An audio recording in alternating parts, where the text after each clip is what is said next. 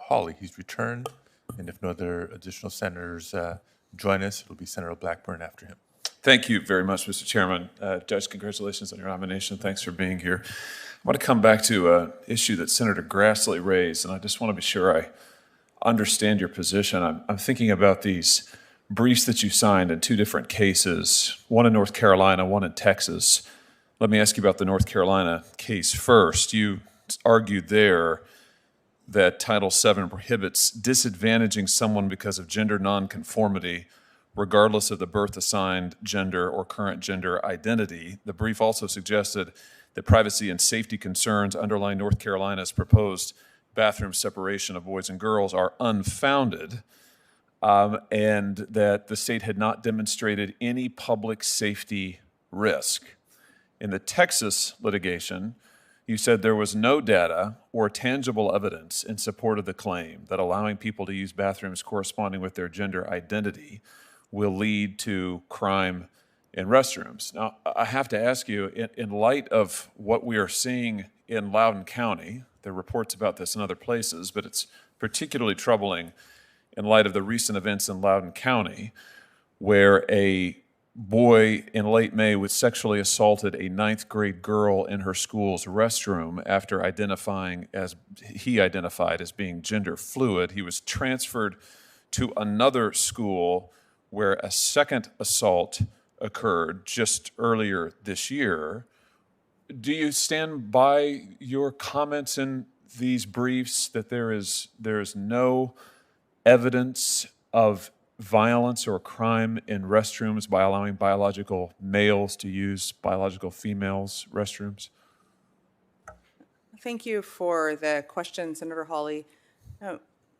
As I explained to Senator Grassley, in every case that I had as an advocate, it was my duty to represent the views of my clients. And that's what I did in those briefs, which were filed when I worked for the New York State Solicitor General's office.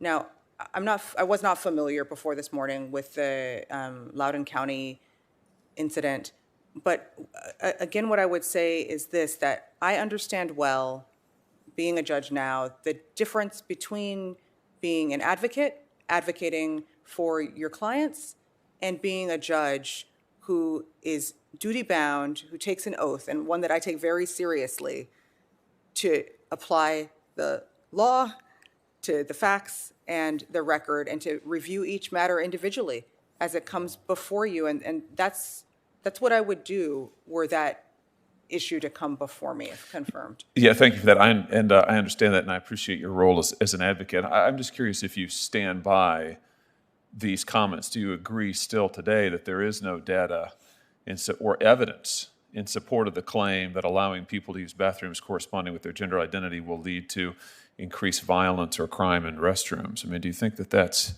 accurate? You signed those statements. You filed that brief. Do you think that that's right? Thank you for that question, Senator Hawley. Again, at the time that I filed the briefs, I was representing clients zealously, as I was ethically bound to do. In a new case on new facts, I would have to analyze it based upon what was presented to me, or if sitting on appeal, based on the record. Well, and I'm asking you to do that now. I mean, I think this is important. You were actually counsel of record in the North Carolina case. You signed the brief in the Texas case. Now, I understand you're representing clients, but of course, I also understand you have a duty not to sign briefs that you think are unethical or that misrepresent facts. So I assume you think that the arguments made in these briefs were correct and accurate. You wouldn't have signed them. Certainly, you wouldn't have been counsel of record. These are quite dramatic claims that you made in both of these cases.